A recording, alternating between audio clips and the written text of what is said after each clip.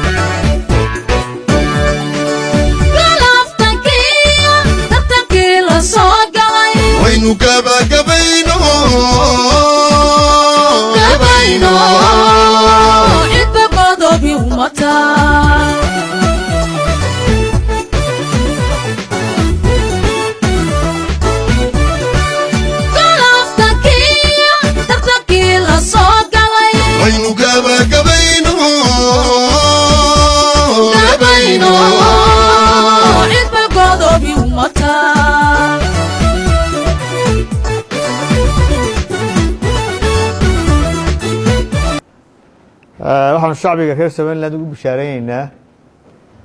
in maanta laga heshiiyay arrimihii doorashada la isku hayay oo ay ugu muhiimsanayd tabashadii ahayd in komishanka xubnihiisa la kordhiyo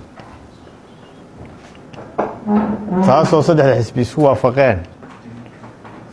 in iyagoo midaysan loo gudbiyo golaha wakiilada si wax kaabis iyo wax ka bedel loogu sameeyo xeerkii hore ee madaxtooyada iyo golayaasha deegaanka faqradiisa 11 waxaan shacbiga reer Soomaaliland u sheegaynaa iyo dhammaan xildhibaanadii muddada dheer sugayay inay doorashada ka qayb galaan inay u diyaar garoobaan maanta in doorashadii ay maanta laga heshiiyay khilaafkii waxaan kaloo ugu baaqaynaa golayaasha qaranka iyo dhammaan hay'adaha ay khusayso arrinta doorashadu inay suurto geliyaan in doorashada lagu qabto waqtigeedii aynu mudaynay ee ahaa December 12keeda haddii Ilaahay ka dhigo wixii ku xidhan axsaabta iyo wixii ku xidhan madaxweynaha iyo wixii ku xidhan golayaasha waxaan jecel lahay cid waliba wixii ka khuseynayay inay arrintaas dedejiyaan oo ay dhammaystiraan waxaan kaloo qodobka labaad aan ugu gudbayo arrintaas waxa weeyaan maanta arrinta nabadgelyadu Soomaaliland muhiim bay u tahay astaanta Soomaaliland kaga duwaneyd Soomaalinta kale waxa ahayd nabad marka nabaddu waxaan doonaynaa inaanu ka wada shaqeyno gaar ahaan gobolka Sanaag oo maalmihii ugu dambeeyay dadka shacbiga iyo ciidanka qaranka iyo dad reer Soomaaliland oo iyaguna hubaysanimo ay isku hor joogeen waxaan ugu baaqaynaa marka hore in nabadgelyada mas'uuliyaddeedu cid walba saaran tahay dhammaanteedna xilkaasi inay wada saaran yahay kana wada shaqeyno si aynu arrintaana u soo afjari lahayn nabadana u adkaysan lahayn una xoojin lahayn kalsooni buuxaan ku qabaa shacbiga reer Soomaaliland inay ka go'an tahay inay nabadooda ilaashadaan السلام عليكم ورحمة الله وبركاته waxaan kala u mahadnaqayaa waftiga inooga yimi caalamka international community-ga bulshada caalamka ambassador Michael Nicholas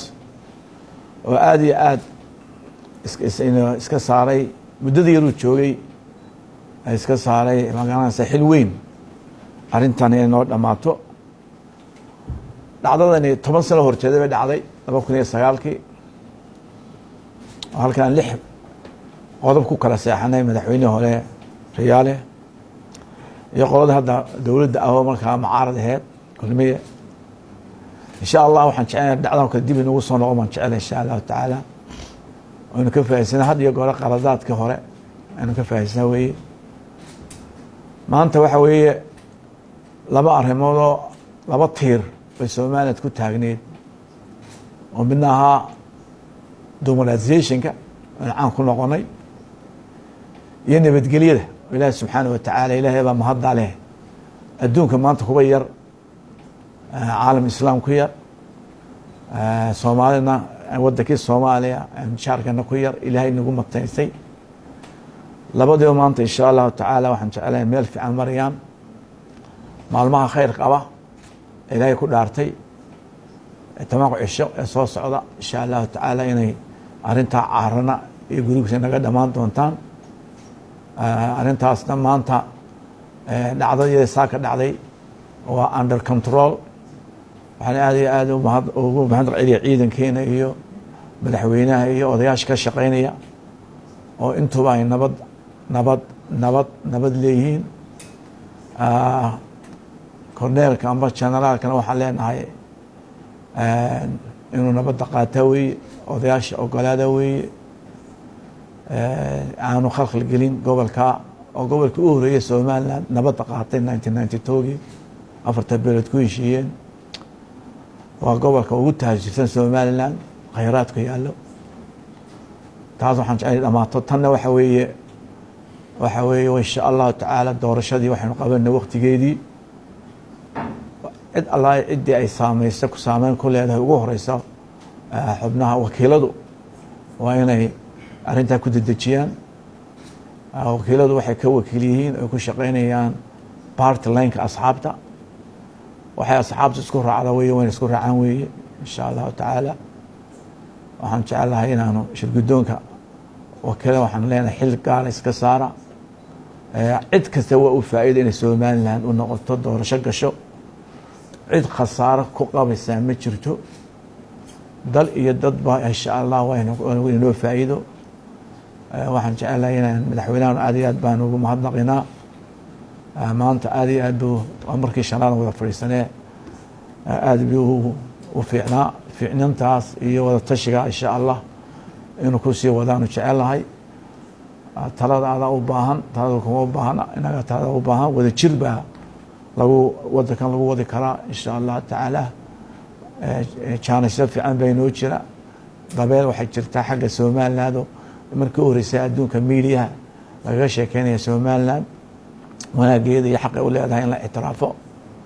marka waxay tan baa inoo noqonsa furihii doorasho fiican bay inoo dhici doonta insha allahu tacaala dad wanaagsan oo ahli iimaan ah ayaan insha allah inooga soo bixi doona mar kale iyo mar labaadba ilaahay baanu mahadnaqinaa madaxweynaha si gaar baan ugu mahadnaqinaa xaajiga cabdinaa cire xaaji finlandna aad baan ugu mahadnaqinaa haddii ala yidhaaho dee marka arrimu ana aad baanu shaqaan u dhex saarnay wayna ogolaadeen labadii xusbiba casuumada dambana annaga qabana insha allahu tacaala oo le insha allahu tacala marka ka soo noqo alxamdu lilahi rabb alcaalamiin ilaahay baa mahad leh muddoba waxaynu wadnay howlo ah sidii doorashada u hirgelayd inay xisbiyadu ku heshiiyaan hal qodob oo ay xisbiyadu ka doodayeen oo ahaa soo jeedin ka timid xisbiyada mucaaridka oo ahayd in laba la kordhiyo commissionka waxaanu ku soo gabagabeynay in xubno baarlamaanka oo 12 iyagu ay mooshin geeyaan golaha baarlamaanka wakiilada dadna baarlamaanku haddii uu ansixiyana la qaato haddii ay diidaanna doorashada laga hirgeliyo oo aan loo xanibnaanin in laba hal la kordhiyo hal la baado waxaa kaloo lagu heshiiyey haddii ay baarlamaanka arrintaas ka hirgeli weydo in baarlamaanka cusuba la doortaa markaaba la horgeeyo in la kordhiyo qaab dhismeedkii commissionka iyo howlihiisi wax looga bedelayo alxamdulilah waa uga mahadnaqay xisbiyada mucaaradka inay taa aqbaleen inay arrintaas soo fudeydiyeen aad iyo aad baan ugu mahadnaqaynaa waxaan codsanayaa dhammaan qaranka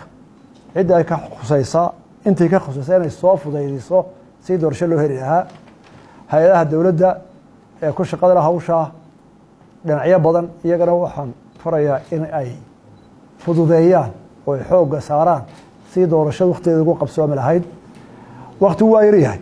laakiin wixii rag ku tashada rabbina gargaaro waa la helaa waa la qaban karaa waan qabaa haddaynu aada dadaallo waa waxaynu ka midoobeyn waxaa intaa dheer arrinta maanta ka taagan dhibaatadan ka taagan shaqaaqadan ka taagan sanaag way dhammaan doontaa siaan horey u sheegay haddii aan la idhaahdo nabad baanay ku dhammaanaysaa wax waliba wakti buu leeyahy waxaa la idhahdaa midhaha geedku markay bislaadaan iyagaa soo dhaca iyadoo cidina soo goyn dadkana nabadda wakti baa la siiyaa qof walba waa la dhegeystaa wakti bay qaadataa way daal badan tahay laakiin taladu marka dambe iyadoo fiican oo bislaata bay soo go'i doontaa waanay dhowdahay haddii aan la idhaahdo wax warwaraho weyn oo halkaa ka jiraa ma jiro waa lagu dhan yahay odayaal iyo dowlad iyo ciidan waa laga midaysan yahay in arrintaa nabadda ay ku dhammaato nagu xukumad ahaan waxaanu diyaar u nahay oonu wadaynaa annagoo sharciga dalkana aan ku xadgudbayn in wax wal oo xagga iyaga dulqaad iyo maaragtay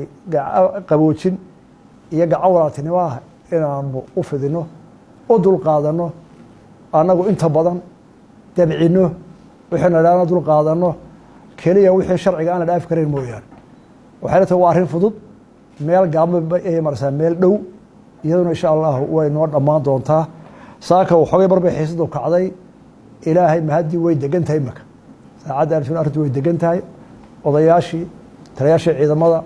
barasaabkii halkii bay ka wadaan waxay ku soo noqotay arrintii nabadii waa hadalka taasina waa ilaahay mahadii waxaan u mahadnaqayaa ambasadarka EU-da oo muddaba iminka arrintaa inagu dhex jiray oo aada iyo aada u muujiyey inay inoo qabato doorashadu inuu gacan weyn ka geysto isagoo matalaya yurub oo dhan dowladaha midowga yurub ku jiro o dhan aad baan uga mahadnaqaynaa xilkaas ka saareen isaga shaksi ahaanna adkaysigu u yeeshay maalmahan inuu nala joogo oo ilaa saacaddaa nala fadhiyo oo uu waanayo saaxiibtinimo doorashadii ha dhacdo doorashadii ha laisu jejido aad iyo aad baan ayaan ugu mahadnaqaya xisbiyada mucaaridkana aad iyo aad baan ugu mahadnaqayaa aad baa u mahadsantihiin waayo haddaydaan idinku wax badan dabcin ama aydaan ka qayb qaadan inaynu wax dejinno aad iyo aad baan umahadnaqayaa baynaan gaadhneen go-aankaa wanaagsan doorashada ha dhacdo labada guddoomiyena aad baan ugu sii mahadnaqayaa dee cirana waxaa leehay cabdiraxmaan haddaad ber horeno iman lahayd ber horena ducayn lahayd intaa waktigaad arag yar qaaday aad iyo aad baad mahadsan mardaad timid aad iyo aad baa mahadsantihiin wasalaamu calaykum waraxmat ullahi wabarakaatu